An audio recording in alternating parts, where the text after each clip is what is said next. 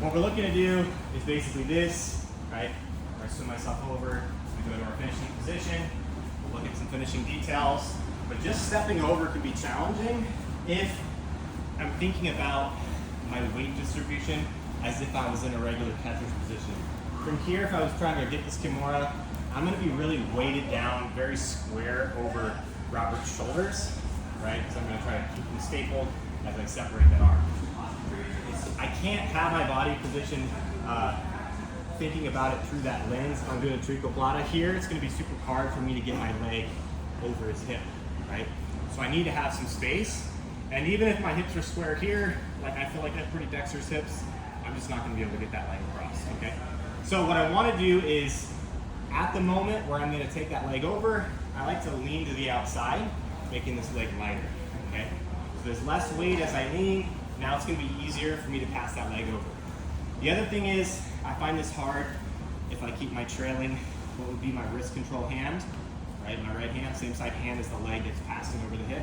If I keep it on that figure four, it can be hard to pass over, okay? So I'm leaning, and right as I go to pass, I'm gonna block his hip with that forearm, letting go of his wrist, blocking his hip.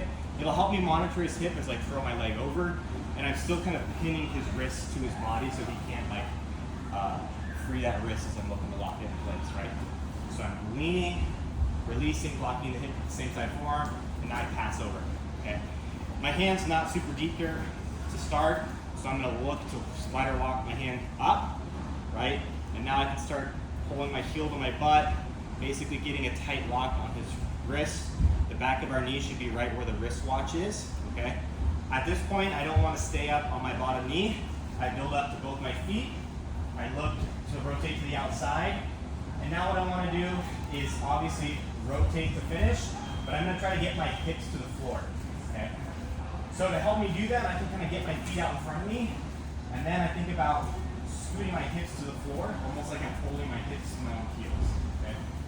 What that's going to do is get Robert's wrist from being on his body to the mat. Once his wrist is pinned to the floor, it doesn't take much rotation to get that finish on the Kimura or the Teriyaki Plata, okay? So we're just in our catcher's position. I need to be conscious of my weight distribution. I'm gonna lean to the outside, release his wrist, check his hip with my forearm, right? Throw my leg over, ratchet my hand a little deeper so I'm elbow pit to elbow pit, right? I don't want to be at the end of the knee. I don't want to be on my own wristwatch. I gotta get that as deep through as I can. And now I rotate to the outside, building off my knee to the bottom of my foot. I'll get my feet further out in front of me, right? And try to put my hips to the floor. You can see my free hand once I pass over. I can use that as like a kickstand to help keep my balance and base. It's totally fine. Be careful once we start to rotate through that finish, right? If I didn't release the pressure on the shoulder, it's gonna come on really fast, so just be careful there. Make sense? Any questions about that, guys?